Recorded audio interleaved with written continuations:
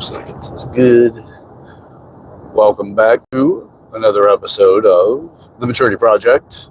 And it looks like my camera decided to shift. I'm having some fun with that this morning. Alright.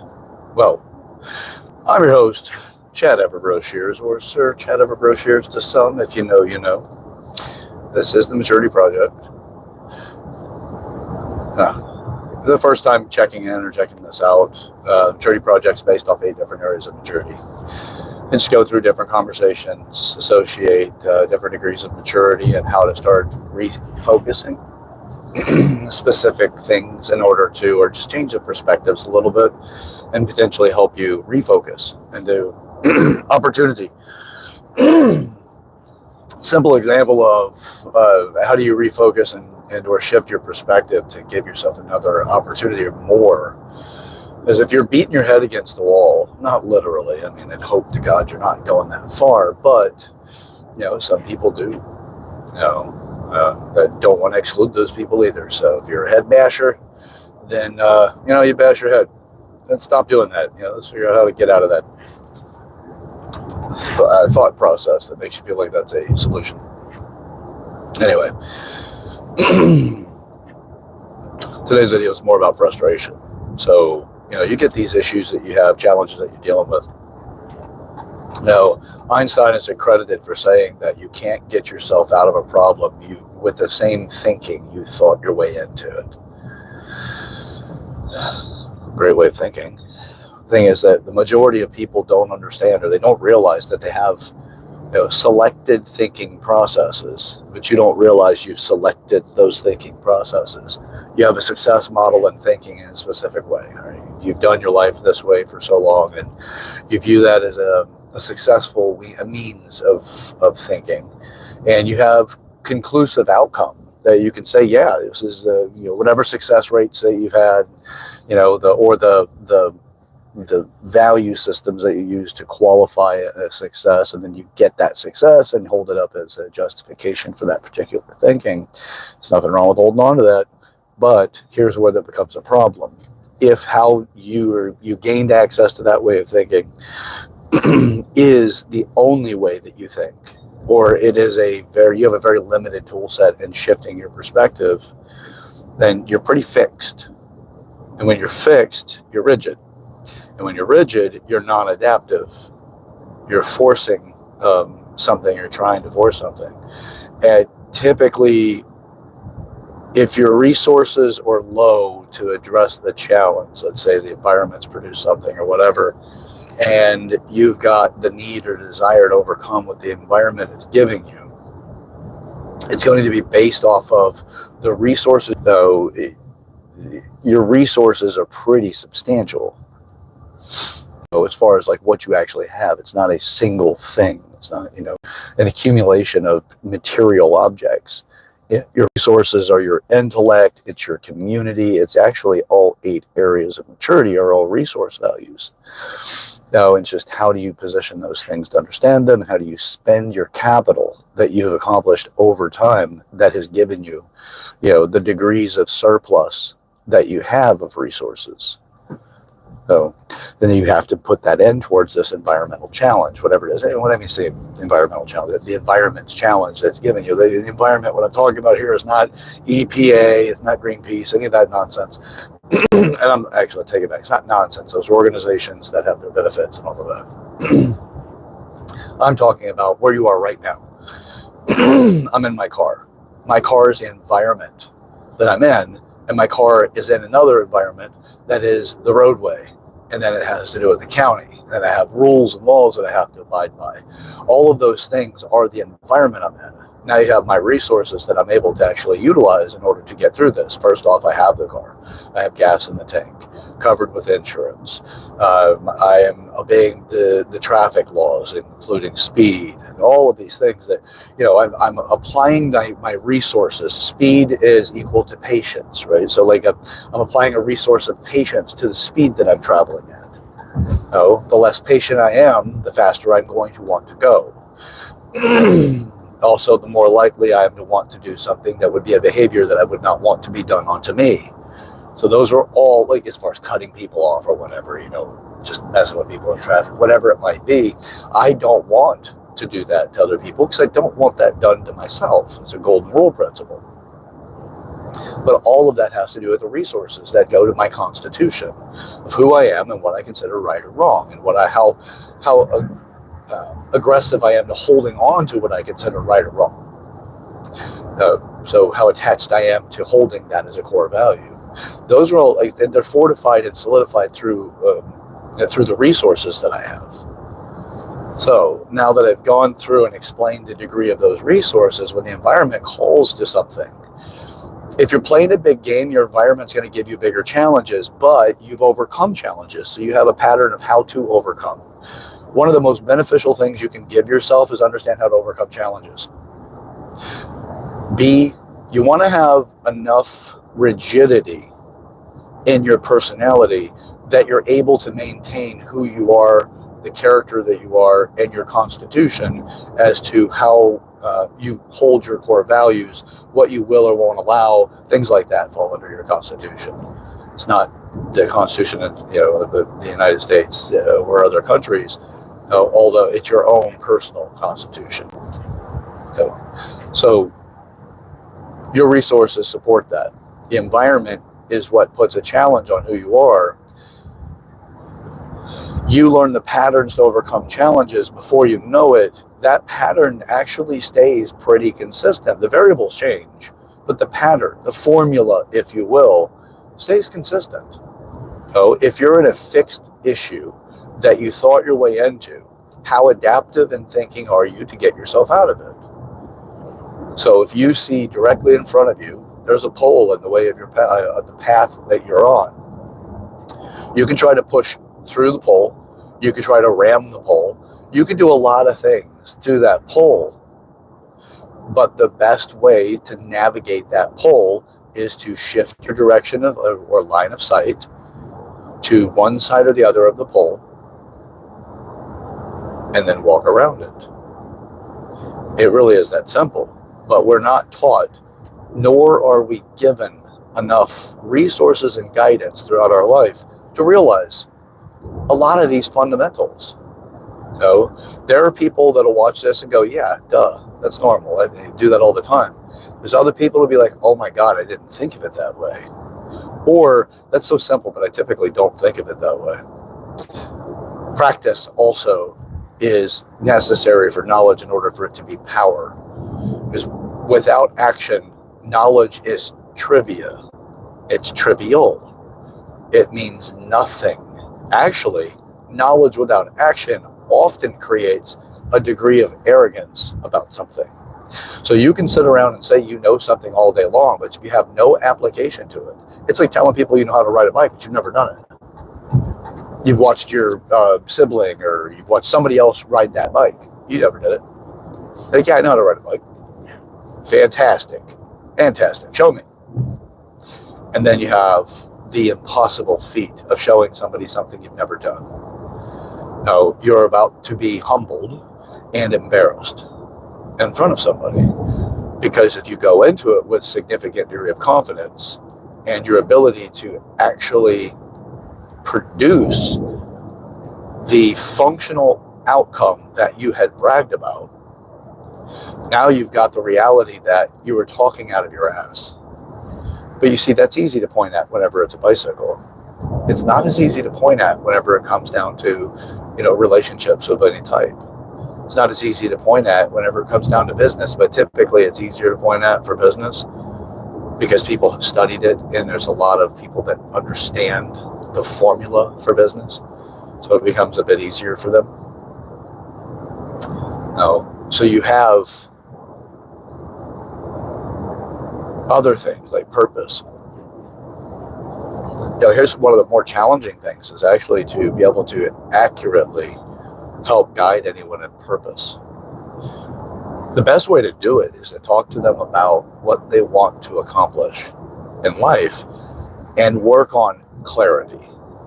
Because the majority of people will tell you that their purpose in life or a life goal is something that truly does not match the the actual outcome they're seeking. It's the best that they can do to describe it. And for a lot of people, they've spent little to no time describing exactly what they want to accomplish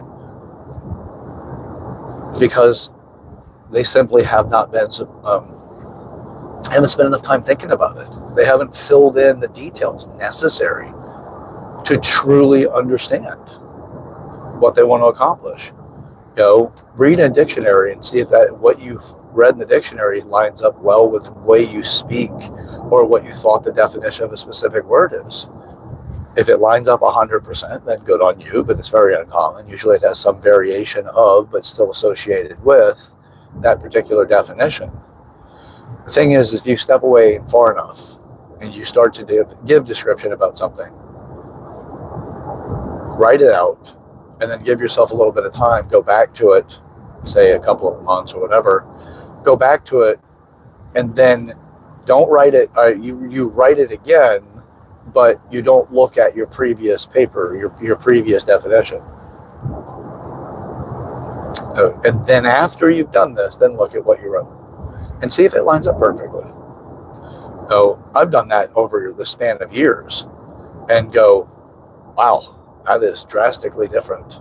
Life's experiences teach us a lot. So why I'm using purpose as a point of content on this and context is purpose is very challenging because it is so incredibly easy to associate someone's purpose with your own and not realize you're doing it. Just the same as giving somebody relationship advice.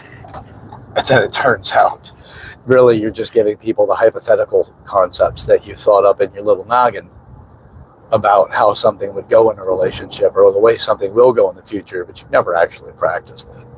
You practiced it in your mind.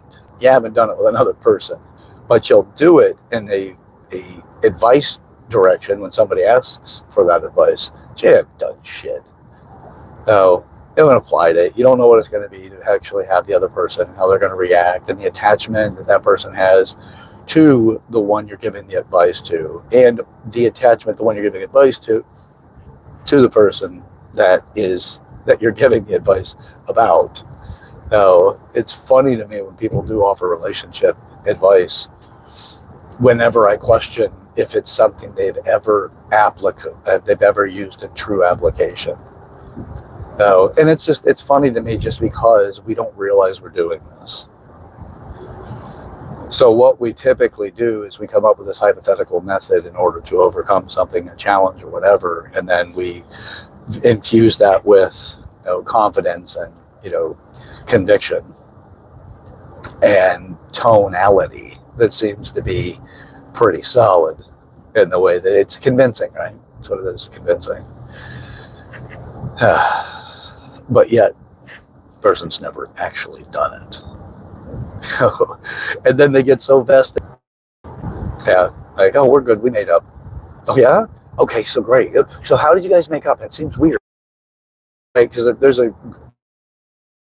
times that I've noticed people get that kind of advice, especially because I'm working with a bunch of people that you see regularly. They bring their life to work and then they talk about things, and then you hear somebody who's the advice person, the wise one in the room or whatever, or at least a perceived a wise one in the room, and they give their advice, and then you see this interesting, like almost like an M. Night Shyamalan twist, right? Like, oh, I'm giving all this advice. We talked about it. We went on and on and on and on. Man, you're gonna really kill it whenever you have this conversation with this person. Man, you're gonna win. You're gonna win. And then it's hey, how'd that conversation go? Like, so what's going on? You finally get rid of them, or her, or whatever? No, we're good, man. We're good. We talked it out, and we're good. And then the conflict of, wait a minute, from the advice I gave, there's not a lot of talking, and then there's what did you say? What did you talk about? They're invested that their advice be taken. And they're so invested in it because, one, they own the advice, right? It's something that they originated. They feel they originated it. And so there's an ownership to it there. And the other is there's a curiosity if it even fucking worked. I want to see if it works. Then there's a disappointment when they find out that their advice wasn't actually applied. But it's so funny because they didn't apply their own advice. Very, very, very common for people to give advice they're unwilling to take. And how the hell do you go through life and figure this stuff out? Well, first off, you got to start shifting your vantage points and trying things on for yourself. Now, you can take advice, sure.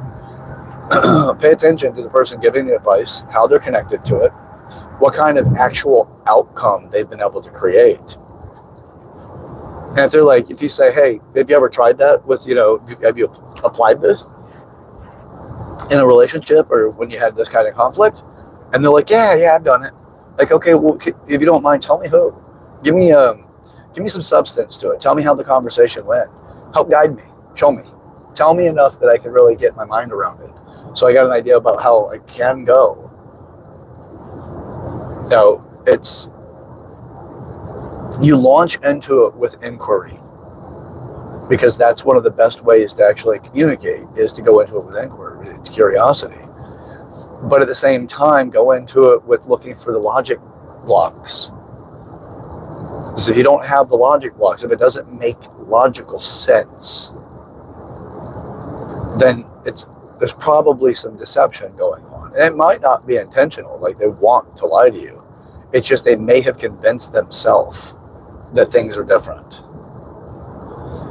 No, it just, we can delude ourselves, send ourselves into a state of delusion, absolutely. So, vantage points, shift them. It makes you more adaptive. Now, again, you should have some degrees of rigidity because you don't want to be an open parachute that doesn't have any cabling to hold it on to the person, right? And that's being too open and not having enough restraint in who you are, enough attachment to who you are that you have no flavor. Right? For me, people that change with the situation and circumstances and the people in the room and aren't themselves consistently, no matter who's in front of them, those people show me that they have less stability about who they are. And they have more of an attachment than other people accept them. For whatever game they're playing, they may want other people to accept them just simply because they just like to be liked. Some of them may want it because they want to get closer to somebody, or they want a resource that you have of some sort. They're going to be nice to weigh in.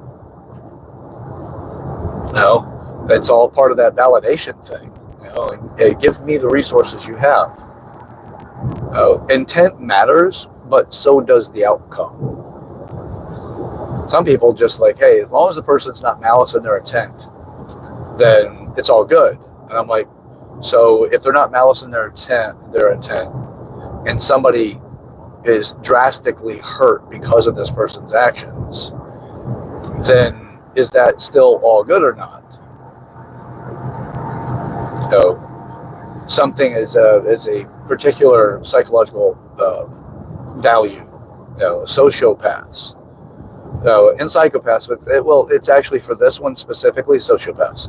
A lot of them just have blatant disregard for consequences, but that's because the consequences also don't really resonate with them. They don't understand it. It's not clicking for them that they could hurt somebody or hurt themselves.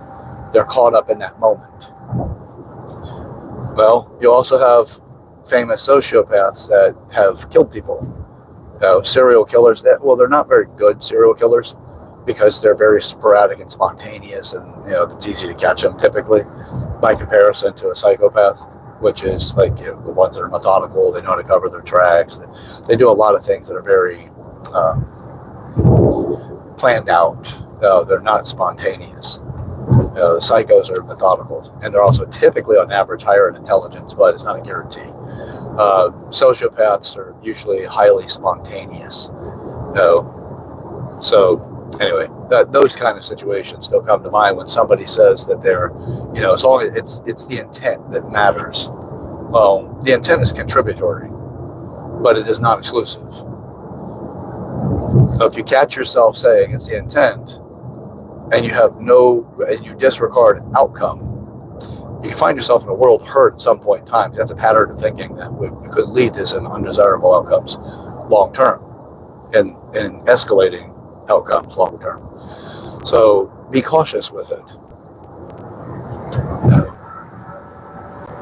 So anyway, yeah, so intent does play a role, but outcome plays a big role. So, all right. Just shifting your perspective. That's what this whole thing is about. It's what I'm really out to help give shifts to perspectives, and then how do you build a foundation that is successful enough that you are developing yourself in a way that truly does give you functionality in your environment in such a way that you can alter and change towards the more desirable outcomes. The Maturity Project's all about that. You're just catching the videos in the early stages of this as the education is coming together more and more. This already has a pretty decent base as is, but this is my life's work, so I'm going to be putting significant amounts of work into this over my lifetime. And you know, it's just my attempt to try to make the world a bit more of a functional place where people have, you know, more coexisting desires and also outcomes. I know I've said that a lot today, but you know, it's really what it's out for, what I'm out for. You know, I can't tell you how to do your life. It's the same as telling you about like what's right or wrong about your goal. If I don't know what your goals are, I don't know what you want to experience, where it came from, stuff like that. It really, you know, giving you advice is really trying to graph you off of my own goals or somebody else's, but they're not yours. And you know, it's just building something up that sounds good around it, which can make some pretty shitty advice. So I restrained myself from that.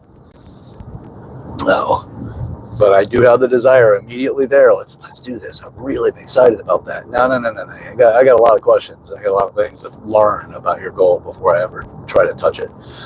So, all right. Well, this is the Maturity Project. Welcome. We've got an entire world that's calling to us to do something, to make it better. But we got to work on ourselves first. Because the path to hell is paved with good intentions. And our society right now seems to be building a super highway straight to it, straight to hell. We got to start developing more interrupters, people that can actually stand in the stream of it all, stand against it in a way that is intended to inspire.